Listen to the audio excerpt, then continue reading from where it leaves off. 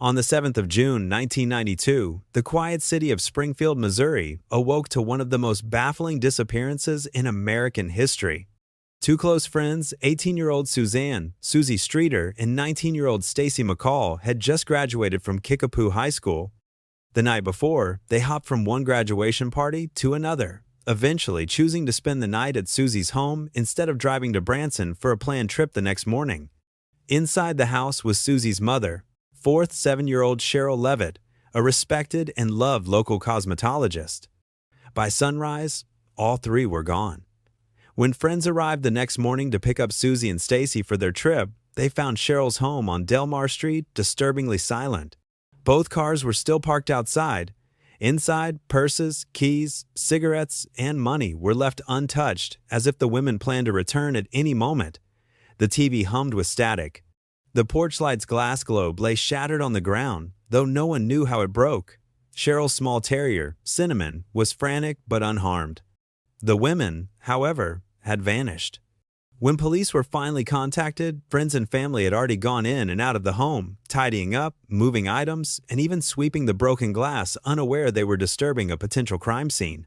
Evidence was unintentionally erased before investigators could secure it. Still, what detectives observed suggested the women were inside when something suddenly interrupted their night. Beds appeared used. Clothes were neatly folded. Nothing in the house pointed to a struggle. It seemed as if the three had stepped out briefly and simply never returned. Rumors spread quickly across Springfield. Some feared a serial predator targeting young women. Others believed someone familiar had lured them away. Leads trickled in but never solidified.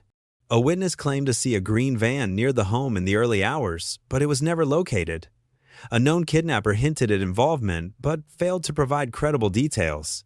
Detectives chased every theory from jealous acquaintances to strangers in the night, but no one was ever charged. The disappearance shattered the families left behind. Stacy's parents pleaded for answers, putting up billboards and hiring private investigators. Cheryl's relatives insisted she was cautious and unlikely to open the door to danger.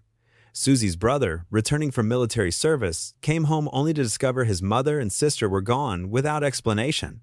Their faces became fixtures on missing person posters for decades, their names spoken whenever Springfield discussed unsolved tragedies.